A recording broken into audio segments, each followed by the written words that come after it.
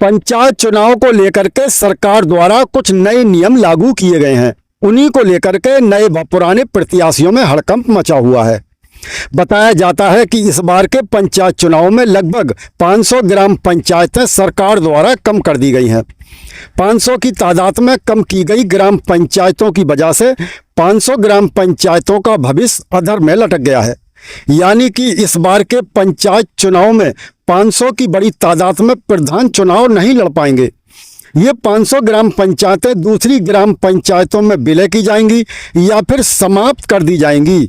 जो प्रधान पद के प्रत्याशी इन गांवों में पिछले कुछ महीनों से अंदरूनी प्रचार कर रहे थे, उन प्रत्याशियों में हड़कंप मचा हुआ है। सरकार द्वारा किए गए इस परिवर्तन से खत्म की जा रही पंचायतों के वोटरों में कुछ नाराजगी भी देखने को मिल रही है।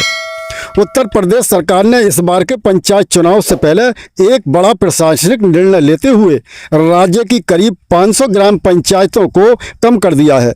ये निर्णय पंचायतों के पुनर्गठन के तहत किया गया है, जिससे शासन व्यवस्था को अधिक प्रभावशाली और समन्वित बनाने का दावा किया जा रहा है।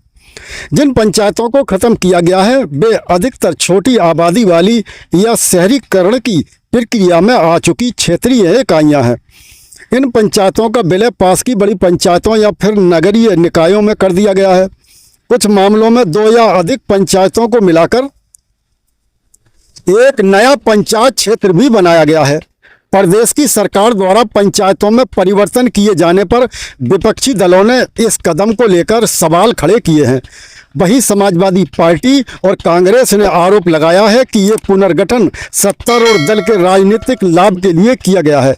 उन्होंने मांग की है कि सरकार इस फैसले की पारदर्शी समीक्षा कराए और जनता को इसकी स्पष्ट वजह बताए।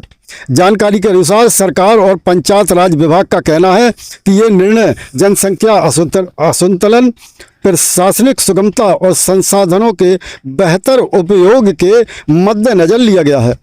अधिकारियों के अनुसार इससे न सिर्फ प्रशासनिक खर्चों में कटौती होगी बल्कि विकास योजनाओं के क्रियान्वयन में भी तेजी आएगी। दोस्तों, जैसा कि आप जानते हैं कि उत्तर प्रदेश सहित कई राज्यों में आगामी पंचायत चुनाव को लेकर हलचल तेज हो गई है। राज्य सरकारें पुनर्गठन, आरक्षण और मतदाता सूची को अंतिम रूप देने में जुटी हैं। इस पंचायत चुनाव को महिला आरक्षण, पिछड़ा वर्ग के लिए सीट निर्धारण और प्रत्याशियों के लिए योग्यता जैसे मुद्दे चर्चा में बने हुए हैं। वहीं सरकार द्वारा नई गाइडलाइन भी लागू की जा रही है, जिसके साथ ही चुनाव आयोग जल्द ही आखिरी तारीखों की घोषणा कर सकता है। सरकार द्वारा नियमों में बदलाव को लेकर आपकी क्या राय है, कमेंट में हमें ज़रूर बताएं। दोस्तों, अगर आपको जानकारी अच्छी लगी हो तो हमारे इस चैनल को सब्सक्राइब करना ना भूलें। जय हिंद।